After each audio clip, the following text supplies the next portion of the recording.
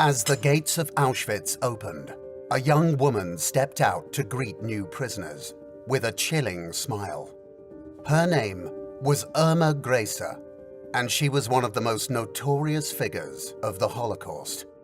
As she surveyed the camp, her frigid blue eyes are filled with a sense of superiority and who her next victim would be. Irma Gracer was one of the few female SS officers at the Auschwitz and Bergen-Belsen concentration camps, and her reign of terror was ruthless and relentless. She relished her authority over her captives, meting out punishments with shockingly sadistic glee, even by Nazi standards.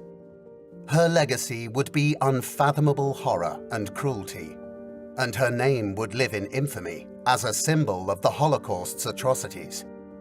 In this video, we will examine the life and crimes of Irma Gracer, as well as the reasons why this young woman, scarcely out of her teens, became a bloodthirsty monster. We will focus on the darkest period in human history and the warped minds responsible for it.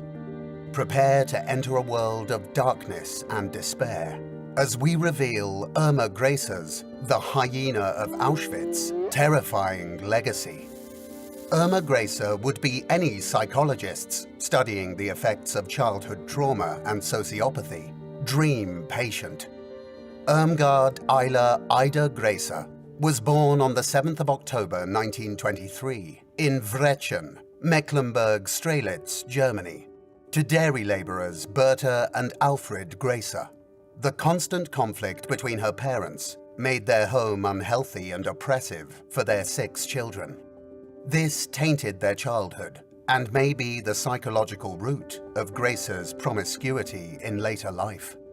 1 month later, on November 8, 1923, a political rookie, Adolf Hitler, launched the infamous Munich Putsch, an abortive effort to start an insurrection in Germany against the Weimar Republic. Although they would never meet, Hitler's rhetoric would influence Gracer's despicable behavior in the future. In 1936, her mother committed suicide by consuming hydrochloric acid after learning of Alfred's adultery with the daughter of a local tavern owner. These events would result in a history of troubled adolescent behavior and a volatile relationship with her father. Helena, one of Gracer's sisters, testified at her criminal prosecution that Gracer was severely bullied at school and lacked the courage to defend herself. Although this testimony today would be seen as manipulation by her sister to prove that Gracer wasn't naturally violent or psychotic. At the age of 15, Gracer, unable to withstand the constant bullying from fellow students, quit her schooling in 1938. She worked on a farm for 6 months, a store, and in an SS-run hospital for 2 years.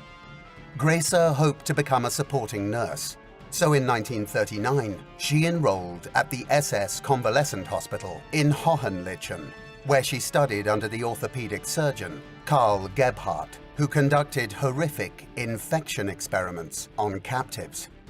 After failing nursing school, she was appointed to work as a machine operator. Gracer, like her sisters, wished to join the League of German Girls, the female branch of the Hitler Youth, but her father forbade her from doing so. The League of German Girls used campfire romanticism, summer camps, folklore, tradition, and athletics to indoctrinate girls into the Nazi belief system and to prepare them for the roles of wife, mother, and homemaker in German society. Their evenings were devoted to domestic training, while their Saturdays were filled with rigorous outdoor exercise and physical training. The aim of these activities was to improve their health and values so that they could better serve their community and nation. This instruction would include learning Nazi songs, Nazi holidays, anecdotes about Hitler Youth martyrs, and German cultural and historical facts. This was essentially a Nazi propaganda organization for future Aryan mothers. Would countless prisoners have been spared if Gracer attended the League of German Girls camps, where the values of woman and motherhood were taught? We doubt this, as thousands of other women in Nazi Germany were just as willing to do Hitler's bidding of exterminating undesirables. Before her 17th birthday, she moved to the SS Female Helpers Training Base near Ravensbrück, the female-only concentration camp. She became a guard at Ravensbrück in 1940. She was ordered to report to Auschwitz-Birkenau in 1943, where she was allocated to the women's concentration camp. This is where she developed the habit of carrying a pistol and a whip braided from wire and cellophane, and donning heavy boots. By the following year, she had been promoted to the second highest rank attainable by a female SS officer, and was in command of a camp holding 30,000 women. The cost of her rapid rise to power? Bodies, blood, and many sexual affairs with some of history's most villainous characters. Auschwitz-Birkenau was the site of abhorrent atrocities, such as mass extermination, flogging, beating to the point of injury or death, and cremation of Jews and other Third Reich victims. As Gracer assumed office, 4 massive crematoria were nearing completion to serve the sinister plans already in place for the Holocaust's final solution. Auschwitz proved the perfect breeding ground for Gracer's savagery, perverseness, and absolute lack of empathy for fellow human beings. Gracer's atrocities are horrific and almost incomprehensible. She viciously struck women on the breasts and nipples, and employed Jewish girls as lookouts while she raped female captives. She would randomly kick individuals, particularly with her hobnailed jackboots, and mercilessly whip them with her custom-made whip. She would approach detainees who were starving while consuming an apple, place the apple's core into her attack dog's lap, and then leave, expecting the prisoners would try to retrieve the core and be mauled to death. Vera Alexander, a survivor, recalls her saying, "One down, it doesn't matter," after fragments of a fellow prisoner's brain landed on her shoulder after she had been strolling around, randomly shooting people. Gracer purchased 2 large dogs that were trained to kill and purposefully starved them to make them aggressive and anxious to attack prisoners. Gracer had a habit of selecting the most beautiful female prisoners for the gas chamber or near-death whippings out of envy and spite. Gracer would often attend surgeries for whipping-related infections, most likely caused by her, seemingly relishing the screams of those who had to endure the procedures without anesthesia. She would kick the women with her boots if they did not scream loudly enough. She was rumored to experience an erotic high from seeing her victims suffer. Gracer's reputation for depravity grew as she slept with countless SS officers while taking a break from torturing captives. According to reports, Gracer had a voracious sexual appetite. She had sexual encounters with many male officers, including Dr. Joseph Mengele and Joseph Kramer, the commandant of Birkenau. This allowed her to choose which captives were sent to Mengele for experimentation and which were sent to the gas chamber. Gracer's choice of experimental subjects most likely included children for Mengele's horrific twin experiments. Approximately 3,000 children at Auschwitz-Birkenau were subjected to disease, disfigurement, and torture under the pretense of medical research into illness, human endurance, and other issues. The program, led by physician Joseph Mengele, used twins as unwilling medical subjects. During the massive selections that took place at the camp's enormous railway platform, twins were isolated from the other captives and rushed to a laboratory for examination. Typically, Mengele used one sibling as a control and subjected the other to blood transfusions, forced insemination, disease injections, amputations, and murder. The deceased were dissected and studied, while their surviving counterparts were murdered and subjected to the same scrutiny. Mengele ended their relationship when he learned she was committing sexual assaults on female captives. When Gracer grew weary of a sexual companion, She thrashed them and sentenced them to death. She would also torment and abuse any male or female prisoner who rejected her sexual advances. Grace was not the only female overseer at these camps. What was the rationale behind women becoming guards in death camps, and whose brutalities sometimes even shocked the most hardened SS officers? Approximately 10% of the 37,000 SS officers who actively took part in the daily suffering, torture, and murder of those imprisoned were female supervisors. Upon entering the camps, just like their male counterparts, female guards were trained to become callous and severely discipline prisoners when necessary. Many became acclimated to striking and beating captives with their jackboots, clubs, and truncheons, sometimes to the point of death. Before becoming a guard at Auschwitz and Bergen-Belsen, Elisabeth Volkenrath was an unskilled laborer. Ruth Closius, who was sentenced to death for her extreme cruelty, wanted to become a nurse, but became a saleswoman in a textile warehouse. Before entering the camps, these women were average women, living ordinary lives. Many of them were not even Nazi Party members. Less than 5% of female SS guards were formal members of the Nazi Party, in contrast to the vast majority of male guards who were fervent supporters of Nazi ideology and racial beliefs.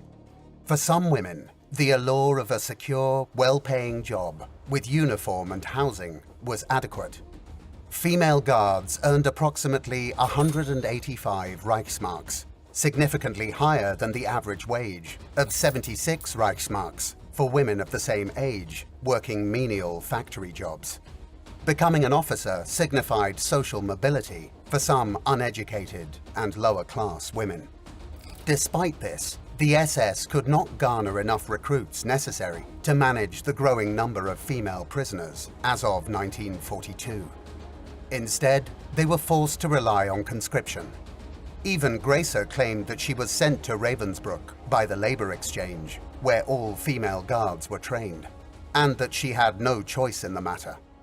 As 1944 came to a close, and it became clear that the Allies would defeat Nazi Germany, the Auschwitz commandants began destroying evidence of the atrocities committed there. Buildings were demolished, blown up, or set on fire, and records were destroyed. As the Soviet army entered Krakow in January 1945, the Nazis ordered that Auschwitz be closed. Before the end of the month, an estimated 60,000 detainees, accompanied by Nazi soldiers, were made to march 30 miles to the Polish villages of Gliwice or Wodzisław. This event became known as the Auschwitz Death March. Countless prisoners died during this march. Those who survived were transported by train to German concentration camps. Grace accompanied one of these Auschwitz to Ravensbrück prisoner evacuation transports. In March, she traveled to the Bergen-Belsen camp. Grace was eventually apprehended by the British on April 15, 1945. In the following days, she was forced to assist in the collective burial of thousands of deceased prisoners in mass graves. Grace was later transported to the Lower Saxony penitentiary of Celle, near Lunenburg, to await her prosecution. Grace was one of 45 people accused of war crimes during the Belsen trial. The trials were conducted in accordance with British military law, with allegations based on the Geneva Convention of 1929 regarding the treatment of prisoners. The accusations against her centered on her alleged abuse and murder of detainees. Grace pleaded not guilty to the offenses she was facing. She claimed that she was simply following orders in her defense. "Himmler is ultimately responsible for everything that happened," she declared. "But I assume that I bear as much responsibility as my commanding officers." She vehemently refuted the accusations made against her. Looking at the prisoners, she declared that she saw nothing but Dreck, the German word for soil or mud. Grace was found guilty of all charges and sentenced to hang for her atrocities committed at Auschwitz and Bergen-Belsen on November 17, 1945. The notorious Albert Pierpoint, who had already executed 400 convicted criminals at the time of the execution, was flown in from the United Kingdom. On December 12, 1945, Gracer was weighed and measured so that the hangman could compute the necessary adjustments to the gallows for the execution. The following morning, at 9:34 a.m., she entered the execution chamber, looked at the officials, and then strolled to the chalk mark in the trapdoor's center. As the white cap was placed over her head, she said slowly, "Schnell," which translates to quickly. The trapdoor opened underneath Gracer's feet. The physician entered the pit underneath the gallows and pronounced that the hyena of Auschwitz was dead. After 20 minutes, the body was removed and deposited in a coffin for burial. Even in a time when evil was normal, Irma Gracer will go down in history as one of the evilest women ever to live. Many of the women who perpetrated atrocities in the camps were never prosecuted and were able to get back to their everyday lives that they had before the war.